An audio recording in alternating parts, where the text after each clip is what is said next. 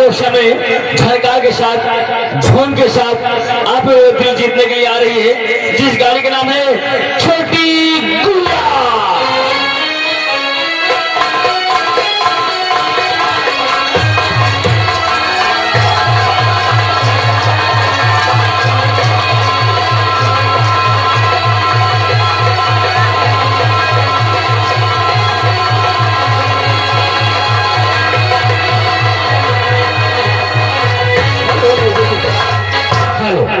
ये आगे हमारे माननीय श्रीमान मोतीलाल जो कि कटवा की तरफ से इस डांस को देखते हुए 21 रुपए का पुरस्कार लगाया है और उनके गाने की फरमाइश है जैसे चूहे मुर्गा राजा चूहे नौजवान।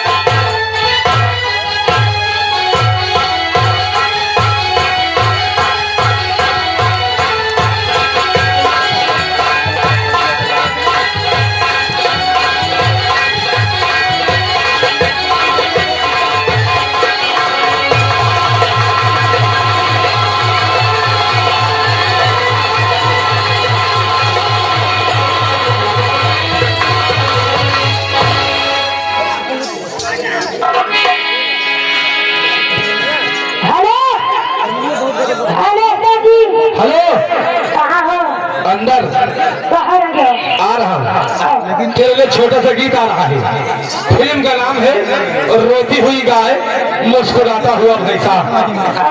आवाजें जयावर्धा की, गाया है दिलीप कुमार जी ने। हाय हाय हाय हाय हाय हाय हाय हाय हाय हाय हाय हाय।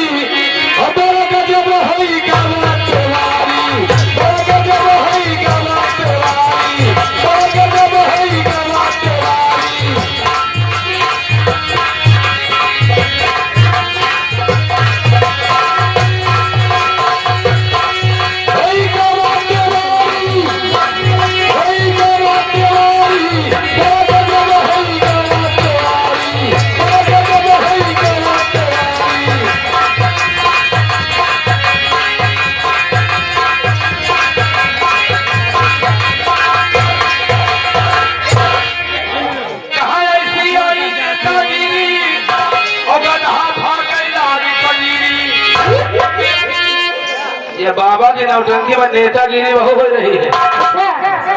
हम जब से आज खाली नेतागिरी देख रहे हैं, लेकिन ये नेतागिरी हम चलने नहीं देंगे।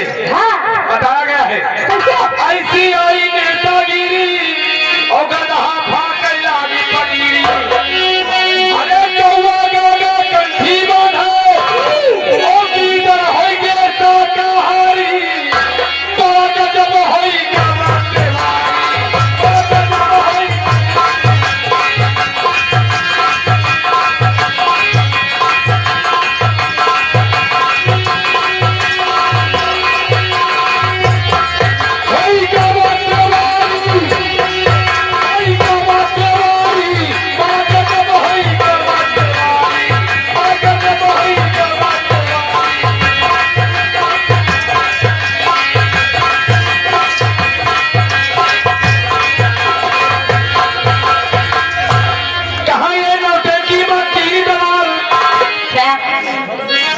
दलाली भी होती है नौटंकी में। 2,000 इकट्ठे फेल दिए।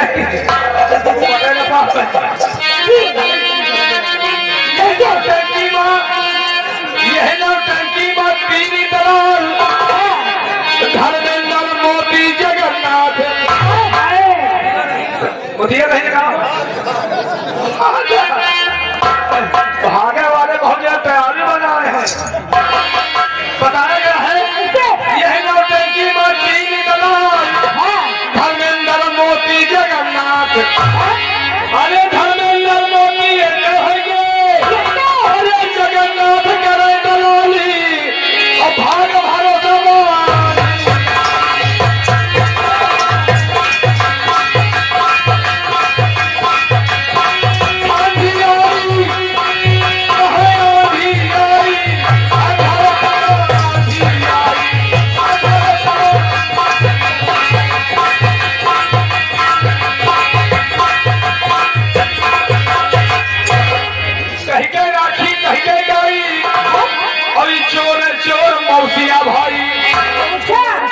संगठन बनाए पड़े हैं।